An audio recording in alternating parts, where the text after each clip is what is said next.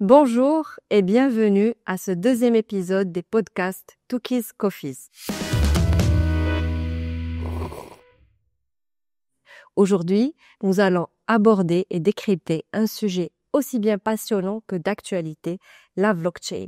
Une technologie largement utilisée dans divers domaines, qui a un import bien concret dans la santé, la logistique, la data et j'en passe, mais aussi dans le domaine de la fidélisation, un secteur qui gagnerait à en profiter encore plus.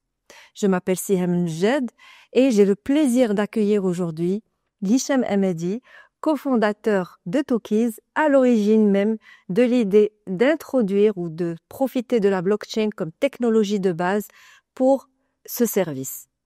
Nous allons voir ensemble quels sont les apports de la technologie blockchain dans le secteur de la fidélisation. Bonjour Hicham. Bonjour Fienne. Alors, dis-nous, comment t'es venue l'idée d'intégrer Tookies, ou la blockchain dans le projet Tookies et pourquoi? Comme dirait l'autre, un jour je me brossais les dents le matin et l'idée m'est venue. Non, en fait c'est tout un processus. Étant quelqu'un qui est né dans la fidélisation et qui a été confronté à toutes les problématiques vis-à-vis des clients, notamment en termes de confiance et en termes d'usage des points dans un réseau très large. On s'est tous posé la question, quelle serait la solution qui permettrait d'apporter une confiance forte? Et la blockchain était la solution. La difficulté, c'était la maîtrise de la technologie et puis après de trouver un cas d'usage. Donc la blockchain, si on veut faire un similaire, c'est quelque chose qui est naturellement chez nous. Vous savez, quand vous voulez enregistrer un contrat ou faire un passage d'héritage, il vous faut Tnachal Shahad. Donc c'est quelque chose qui permet d'ancrer, on va dire, la confiance. Si vous avez Tnachal Shahad, on sait que c'est une vérité. La blockchain, c'est ça. C'est que vous avez une information qui est répartie dans des registres partout et personne n'est capable, mathématiquement, de corrompre tous les registres au niveau des serveurs. Et donc la blockchain permet tout de suite d'instaurer cette confiance et de permettre un usage plus large qu'on verra par la suite. Alors justement, quelles sont les problématiques dans la fidélisation auxquelles répond la blockchain? Parce qu'il y a des soucis, tu parles de confiance, justement. Où exactement, où le bas blesse? Où est-ce que ça rapporte des choses? La fidélisation, pour la simplifier, c'est des gens qui vont gagner des points et qui vont utiliser ces points. Donc, le point devient une sorte de moyen de paiement. Quand on est sur des systèmes, on va dire, centralisés, les points sont mis dans des serveurs. Quid, on va dire, de la sécurité. Ils sont mis dans un seul serveur ou des serveurs. Ça dépendra de la quantité de personnes qui utilisent et le volume.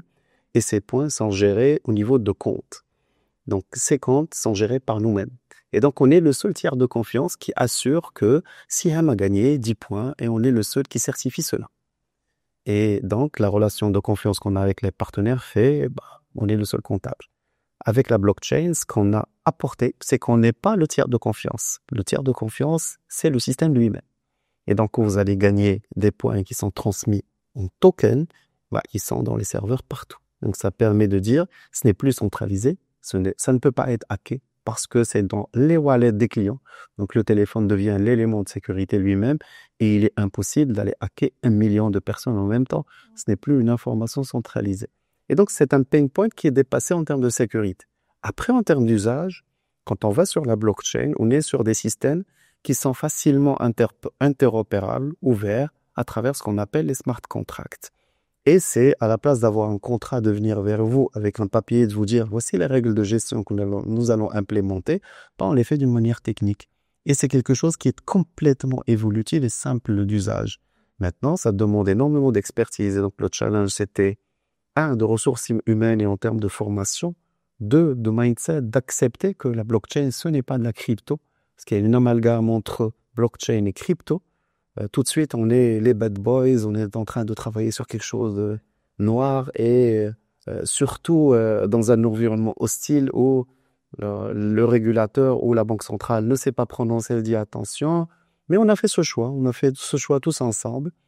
Ça nous a permis de faire un saut technologique ensemble, d'aller sur des technos qui actuellement deviennent la référence. Oui, tu as bien fait d'aborder le sujet de régulation parce qu'effectivement, quand on a pensé au début à la blockchain, la première question qui s'est posée, est-ce que c'est légal? Mais on va y revenir. Mais avant d'en parler, tu as parlé d'un sujet très important qui est l'ouverture des programmes de fidélité.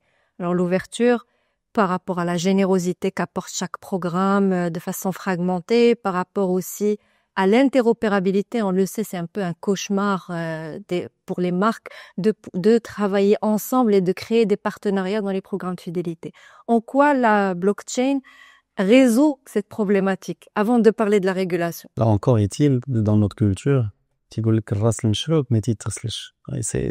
très ancré dans nous. Donc chacun veut absolument avoir son propre écosystème. Et on pense que quelqu'un qui va acheter du carburant, il va manger du carburant, il va vivre avec du carburant. Quelqu'un qui est fidèle à une marque de vêtements, il va manger que cette marque de vêtements. Et à un moment, on se rend compte que ça ne correspond pas à l'ambition de l'usager. L'usager, il a besoin de se restaurer, d'acheter des choses, de se divertir. Donc on devrait couvrir, on va dire, toutes. Là où il a besoin de dépenser, là où il a besoin d'aller faire des transactions.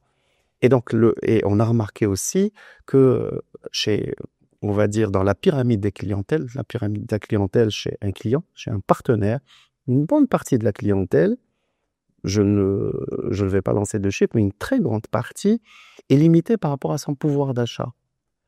Typiquement, j'ai un revenu qui est limité, j'ai une dépense qui est structurée par rapport à ma capacité de dépense, et donc ma capacité de gain est structurellement limitée par rapport à ce que je dépense.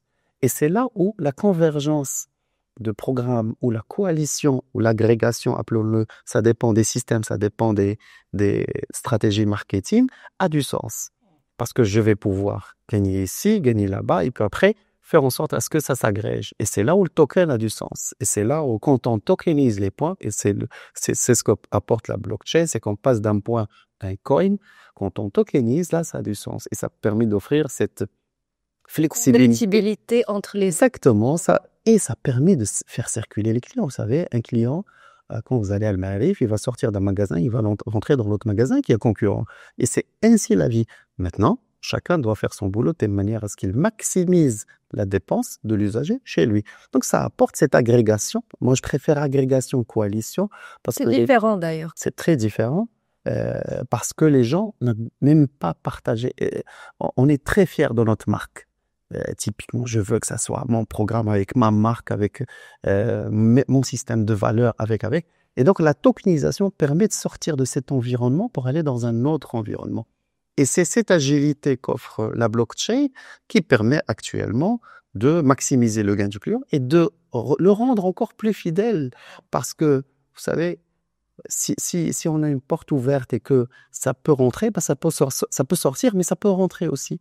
Donc ça le rend très fidèle et ça permet de recevoir d'autres flux que les commerçants, que les partenaires, que les grandes entreprises n'ont jamais escompté. Super. Et concernant justement, pour revenir au sujet de la régulation ou la légalité de la blockchain dans ce domaine d'activité, est-ce que tu peux en dire un mot rapidement? Alors, il y a toujours et j'adore ta question parce que légalité et régulation. C'est pas illégal d'aller travailler sur la blockchain. Personne ne peut. C'est une technologie comme une autre qui permet la traçabilité, qui permet de faire des smart contracts, qui permet la transparence, qui permet un niveau de sécurité. Enfin, avec l'actualité que nous avons, les sites qui se sont fait hacker et les salaires des gens qui se vendent à Darbrella 500 balles, vous savez, Darbrella paye 500 dirhams, mais j'ai votre salaire. Mais je sais combien vous gagnez. Je sais que vous gagnez énormément d'argent. Donc, ça permet d'apporter cette transparence et cette flexibilité et cette confiance. La régulation étant quelque chose d'important. Pourquoi? Pour cadrer les usages. Et donc, la blockchain, c'est une techno comme une autre. Il n'y a aucun problème à l'utiliser. Maintenant, c'est l'usage qu'il va falloir cadrer et qu'il va falloir réglementer pour que ça soit un usage intéressant, un usage qui ne met pas en risque un portefeuille client ou l'argent d'un client. En tout cas, dans l'usage de la fidélité, les points émanent d'une transaction réelle, donc ce n'est pas de la crypto. Quand vous payez de l'argent vous avez une sorte de discount ou de remise qui est complètement comptabilisée bilanciellement dans les bilans des entreprises, ça correspond à une valeur marchande.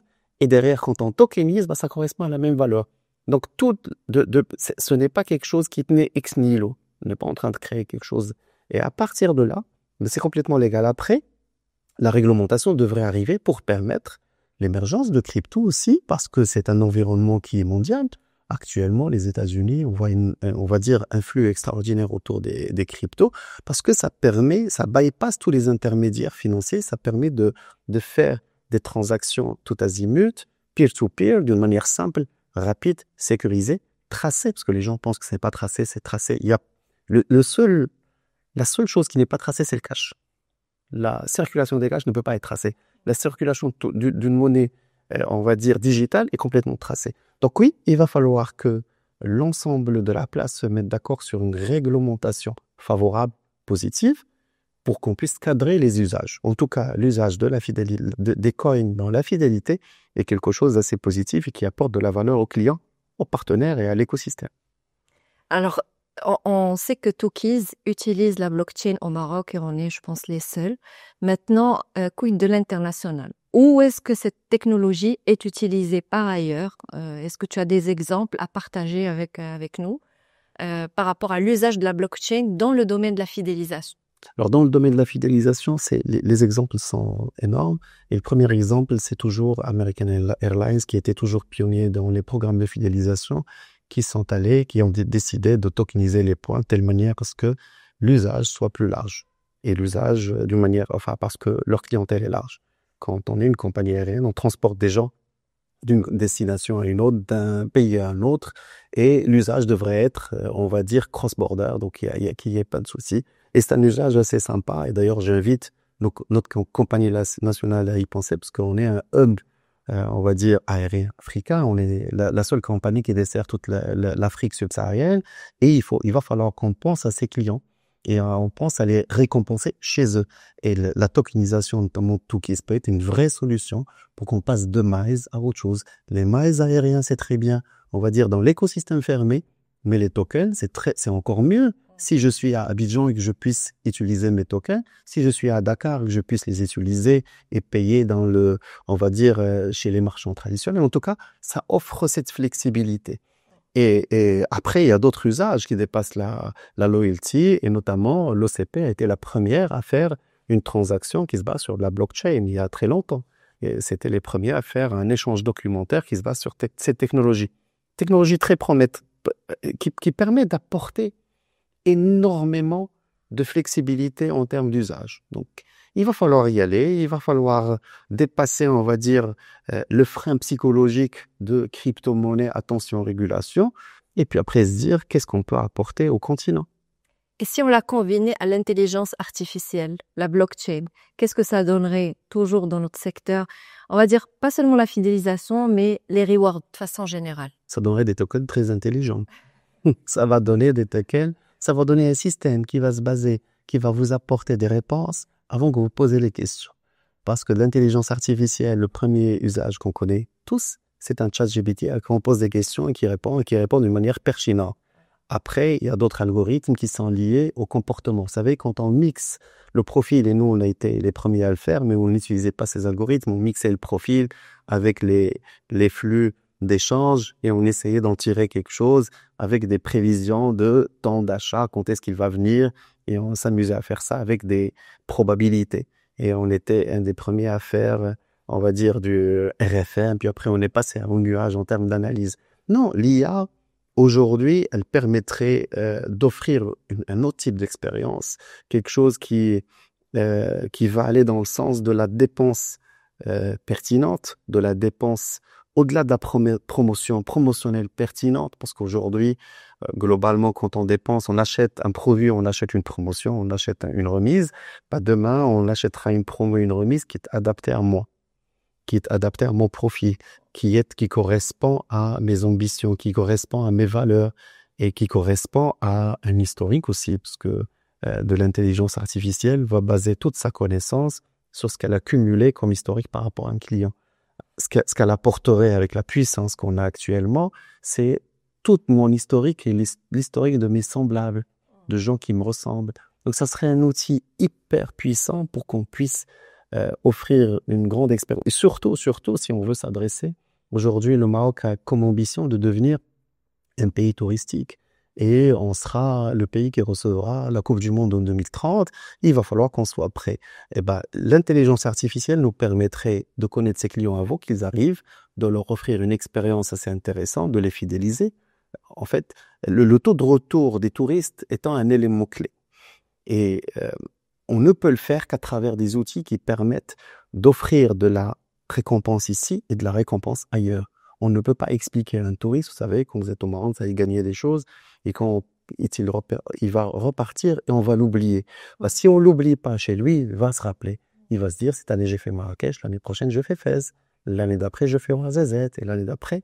Et il faut qu'on combine la récompense ou les flux financiers avec le système de valeurs, et c'est là où l'intelligence artificielle va intervenir.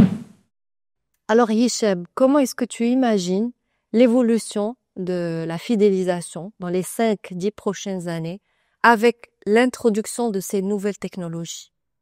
Moi, j'imagine que on va plus s'adresser à des entreprises qui font de la fidélisation. On va s'adresser à des agents conversationnels qui vont faire des programmes. On va leur dire, je voudrais fidéliser la clientèle qui fait ça, ça, ça. Et que cette IA va nous sortir un algorithme et qu'elle va faire. Et on va lui demander de s'interfacer avec ma caisse. Il va me dire, c'est quoi ton type de caisse? On va répondre. Et il le fera. J'imagine que ça sera complètement automatisé avec un système directement tokenisé, de telle manière à ce que ça puisse être utilisé partout, parce que partout, il n'y aura que des agents qui vont faire ça, et non pas des gens, mais plutôt des agents technologiques, ou là, on va dire des programmes avec qui on va converser.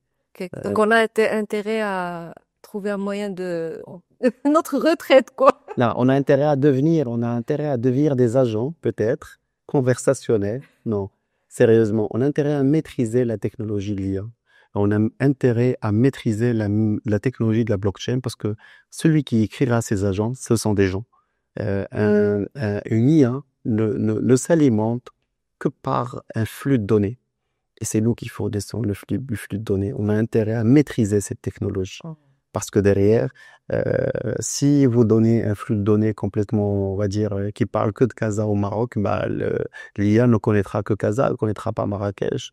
Si on parle d'un quartier où il n'y a pas de commerçants, elle va vous dire, vous savez, à Casablanca, il n'y a pas de commerçants. Parce que elle ne voit pas, parce qu'elle ne vit qu'avec les données qu'on lui fournit. Donc, on a intérêt à être un vrai agrégateur de données. On a intérêt à maîtriser les algorithmes qui régissent cela, parce que même en termes de choix, en termes de valeurs, typiquement en termes de position politique, l'IA, elle peut être orientée. Donc, on a intérêt à aller vers ça. Je pense que l'avenir, on va aller vers de l'expertise autour de ces deux sujets. Sur la blockchain, je pense qu'on en a construit, mais il va falloir qu'on aille encore dans des cases encore pertinents et encore plus percutants, parce que là, on l'a vécu, même si on est on va dire, dans un continent où l'usage des points de fidélité n'est pas encore très déployé, n'est pas encore très développé, il y a beaucoup de choses à faire. La blockchain ou les coins permettent de faire un saut qualitatif. C'est comme ce qui s'est passé au Kenya, ce qui s'est passé par rapport au mobile. C'est que les gens n'ont pas attendu la ligne téléphonique, ou n'ont pas attendu Internet. Le smartphone, ils l'ont fait il y a très longtemps. Il va falloir qu'on se projette dans cela. Donc, les programmes vont probablement être écrits par des machines. Les coins vont probablement être l'usage standardisé. Et nous devons être derrière, parce que ces machines, c'est nous qui allons les produire. Et c'est là le sens de l'évolution, pour qu'on puisse humaniser ces machines et qu'on leur donne un semblant de conscience et un semblant de choix, on va dire, qui correspond à des valeurs humaines. Alors, si tu devais conclure cet entretien par un petit mot de la fin, que dirais-tu? Je ne vais pas conclure cet entretien, il faut que ça dure ou pas. J'ai beaucoup de choses à dire. Non, Tookies est la conséquence d'années et d'expertise, la conséquence de plus de 17 ans d'expertise, d'écosystèmes restreints à des écosystèmes qui parlent entre eux, et à de la tokenisation qui donne de la valeur à l'usager et surtout qui transmet de la valeur d'une grande entreprise à une petite entreprise. Tookies permet l'usage des points dans un réseau de détaillants, de petits commerçants. Donc on est non seulement dans la récompense, mais on est dans l'intégration sociale, financière de petits commerçants. Tookies est, à mon sens, le pont et le moyen de transfert de valeur entre les écosystèmes et entre une grande entreprise et une petite entreprise. Et c'est là où le sens de la question précédente, où vous me dites quel serait l'avenir de tout cela, il faut qu'on mette de l'âme sur ça. Et l'âme, c'est le partage. Et on l'a vu au fil du temps, Internet, c'est le sens du partage. L'open source, c'est le sens du partage. L'intelligence artificielle, c'est le sens du partage parce que les algorithmes sont accessibles. Et Tookies, c'est le partage d'une transaction et c'est le partage d'une valeur entre deux entités, une grande, une petite, un usager et un commerçant. D'ailleurs, pour conclure de mon côté, juste un petit rappel d'où vient le nom Tookies. Alors, Tookies vient de token, tokenisation, mais aussi du mot en Wolof qui s'appelle Touké. Peut-être que je le prononce mal, mais c'est à peu près ça. Touké veut dire travel ou voyage. C'est la circulation ou le voyage de la valeur au sein de l'écosystème et entre les différents acteurs, aussi bien grands que petits. Merci pour cet entretien. À très bientôt. Et à très bientôt, peut-être J'en pour ferai un autre. prochain. Inch'Allah, tu seras l'autre cette fois.